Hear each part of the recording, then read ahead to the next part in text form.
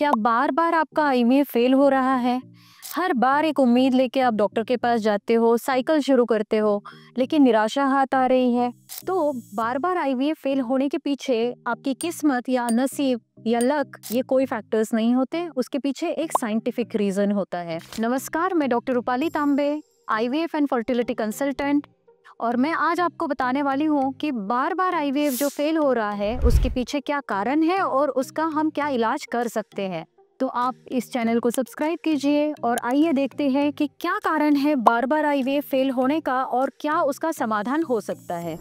तो सबसे ज़रूरी कारण पहला जो है आईवीएफ फेल होने के पीछे, वो है chromosomal abnormality with the embryo. मतलब जो आपका एम्ब्रियो बन रहा है उसमें गुणसूत्रों की कहीं ना कहीं खराबी आती है।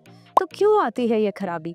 उसके पीछे सबसे पहला कारण है कि अंडों की क्वालिटी कम होना। क्या आपको डॉक्टर ने बताया है कि आपका एएमएच बहुत कम है, या आपका ओवेरियन रिजर्व बहुत कम है, या आपको पॉलीसिस्टिक ओवरी, एंडोमेट्रियोसिस ऐसी कोई प्रॉब्लम है? तो इन सब चीज़ों में, इन सब सिचुएशंस में आपके एग की क्वालिटी थोड़ी कम हो सकती है। जहाँ ओवेरियन रिजर्व कम है वहाँ भी एक क्वालिटी कमज़ोर होती है। जहाँ पॉलीसिस्टिक ओवरी है वहाँ हार्मोनल इम्बैलेंस की वजह से भी एक बहुत सारी मात्रा में होते हैं, लेकिन उनकी क्वालिटी कम होती है। अब आईवीएफ में एग का सिलेक्शन हम नहीं कर सकते। जैसे हम स्पर्म सिलेक्ट कर सकते हैं, बेस्ट स्पर्म सिलेक्ट कर सकते हैं, वैसे आप एग का सिलेक्शन नहीं कर सकते। जो एग्स हमें मिले उनको ही हमें यूज़ करना पड़ता है। तो बहुत बार अगर एग की क्वालिटी कम है तो एम्ब्रियो की क्वालिटी भी कम बनती है। चिंता मत कीजिएगा, एक अच्छी लाइफस्टाइल, एक अच्छा डाइट, रेगुलर एक्सरसाइज और डॉक्टर की सलाह के अनुसार करेक्ट मेडिसिन आपको दिए जाए तो एग की क्वालिटी इंप्रूव हो सकती है और अच्छे एम्ब्रियो बनने में इसकी मदद हो सकती है। नाउ सेकेंड रीजन एम्ब्रियो की क्वालिटी खराब होने का होता है स्पर्म की क्वालिटी। स्पर्म बहुत इंपॉर्टेंट है, वो 50% रोल प्ले कर रहा है आपका एम्ब्रियो बनने के लिए। तो ऐसे में स्पर्म की अगर क्वालिटी खराब है, जो कि हो सकती है, आजकल का हमारा लाइफस्टाइल ऐसा हो गया है, पोल्यूशन इतना ज़्यादा है, प्लास्टिक्स है, पेस्टिसाइड्स है हमारे खाने में, स्ट्रेसफुल लाइफस्टाइल है, एक्सरसाइज की कमी, जंक फूड, इन सब चीज़ों की वजह से स्पर्म की क्वालिटी भी कहीं ना कहीं खराब हो गई है। लेकिन स्पर्म हर 90 दिन में एक नई बैच तैयार होती है और स्पर्म की क्वालिटी इंप्रूव करना काफ़ी हद तक पॉसिबल है आईवीएफ में। बिकॉज स्पर्म्स मिलियंस में होते हैं तो एक बेस्ट स्पर्म सिलेक्ट करने की बहुत सारी टेक्नोलॉजीज़ है, जैसे इमसी है, पिक्सी है, मैक्स है, माइक्रोफ्लूडिक है। किसी भी टेक्निक का यूज़ करके आप एक अच्छा स्पर्म चूज़ कर सकते हो। एग अगर क्वालिटी ख़राब है तो एटलीस्ट एक अच्छा स्पर्म सिलेक्ट करके हम उस एग को रिपेयर करने में हेल्प करते हैं और उस तरह से एक अच्छा एम्ब्रियो बन सकता है। अगर स्पर्म की क्वालिटी इंप्रूव करना चाहते हो उसके लिए आपने क्या डाइट लेना चाहिए, नेचुरली क्या करना चाहिए, अगर आप जानना चाहते हो तो उसके लिए मैं एक वीडियो बनाऊंगी। आप चैनल को ज़रूर सब्सक्राइब कीजिए। आईवीएफ सक्सेस के लिए तीसरा इम्पॉर्टेंट पॉइंट जो है वो है कि आप कहाँ ट्रीटमेंट करवा रहे हो।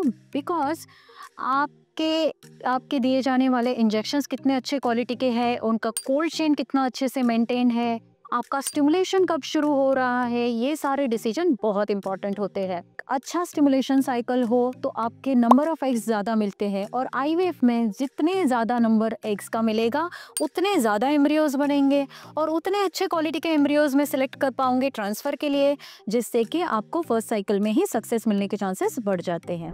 अब चौथा इम्पॉर्टेंट पॉइंट है, एक बार हमने अंडे निकाल लिए, हम उसको दे देते हैं एम्ब्रियोलॉजी लैब में। वहाँ होते हैं एम्ब्रियोलॉजिस्ट, जिसको हम भ्रूण तज्ञ ऐसे भी बोलते हैं। अब बहुत इंपॉर्टेंट पार्ट आपका होने वाला है लैब में, क्योंकि इस अंडे को और स्पर्म को मिला के एक आपका एम्ब्रियो बनने वाला है। तो आपके लैब के स्टैंडर्ड्स कितने अच्छे हैं, वहाँ के इक्विपमेंट्स कितने अच्छे हैं, वहाँ कितनी एडवांस टेक्नोलॉजीज अवेलेबल है, और आपके एम्ब्रियोलॉजिस्ट कितने एक्सपीरियंस्ड है, इस पे बहुत चीज़ें डिपेंड करती है कि आपका एम्ब्रियो कितना अच्छा क्वालिटी का बनेगा। क्योंकि उस एम्ब्रियो को हमें एक अच्छा एनवायरनमेंट देना है, तो लैब बहुत इंपॉर्टेंट चीज़ है। बहुत सारे पेशेंट लैब फैक्टर को इग्नोर करते हैं, एक छोटी मोटी जगह आईवीएफ करवाते हैं, फाइनेंस पे डिपेंडेंट डिसीजन लेते हैं, बट ऐसे में फिर उनका सक्सेस रेट काफ़ी कम हो जाता है। तो एक अच्छा सेंटर चूज़ करना भी उतना ही इम्पॉर्टेंट है आईवीएफ सक्सेस के लिए। और अगर आईवीएफ फेल होने का और सबसे इम्पॉर्टेंट और ज़रूरी रीज़न पांचवा जो मैं बोलना चाहूँगी वो होगा कि एंडोमेट्रियल लाइनिंग आपका कैसा है। बिकॉज ये ज़मीन है जिसके ऊपर एक पौधा उगने वाला है, तो वो ज़मीन भी अच्छी होनी उतनी ही इम्पॉर्टेंट है। तो एंडोमेट्रियम का थिकनेस कितना अच्छा है, उसकी मॉर्फोलॉजी कैसी है, उसका ब्लड सप्लाई कितना अच्छा है, उसकी रिसेप्टिविटी कैसी है, इन सब चीज़ों पे आपका आईवीएफ सक्सेस डिपेंड करता है। एक अच्छा एंडोमेट्रियम बनाने के लिए बहुत सारे प्रोटोकॉल, बहुत सारे मेथड्स हैं, जैसे कि मेडिकेशन द्वारा बनाया जा सकता है, और वैसे एंडोमेट्रियम पीआरपी भी होता है। आप हिस्ट्रोस्कोपी डायरेक्ट एंडोमेट्रियम देख सकते हो करके। एंडोमेट्रियम थिन है तो ऐसे में मेट्रोप्लास्टी या पीआरपी किया जा सकता है।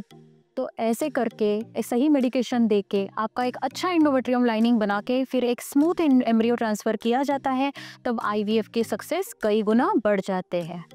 आईवीएफ का सक्सेस सब कुछ अच्छा है, फिर भी अगर नेगेटिव जा रहा है तो बहुत सारे एडवांस इन्वेस्टिगेशंस हैं, जैसे आप एंडोमेट्रियल रिसेप्टिविटी चेक कर सकते हो, आप जेनेटिकली एम्ब्रियोज टेस्ट कर सकते हो जिसको पीजीटीए कहा जाता है, बहुत सारे इम्यूनोलॉजिकल स्टडीज़ होते हैं जो आप कर सकते हो। लेकिन ये सारी चीज़ें सिलेक्टेड केसेस में की जाती है जहाँ की रिपीटेडली आईवीएफ फेल हो रहा है।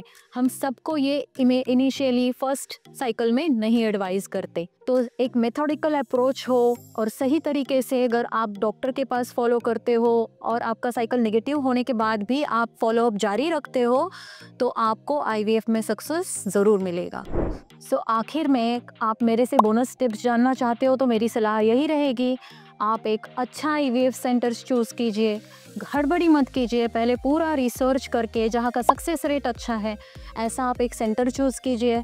वहाँ जैसे डॉक्टर एडवाइस करते हैं उस तरह से सही मेडिकेशन दीजिएगा, और आपके केस के अनुसार आपके कुछ स्पेशल इन्वेस्टिगेशंस होंगे। अगर आपको डॉक्टर एडवाइस कर रहे हैं तो आपने वो करना ज़रूरी है। आप पॉजिटिव रहिए, आपको आईवीएफ में सक्सेस ज़रूर मिलेगा। अगर आपको वीडियो अच्छा लगा, आपको जानकारी यूज़फुल लगी तो आप और आपके मन में और कोई सवाल होंगे आईवीएफ से रिलेटेड तो आप कमेंट में ज़रूर पूछिए, मैं उसका जवाब दूंगी। और इस चैनल को सब्सक्राइब कीजिए।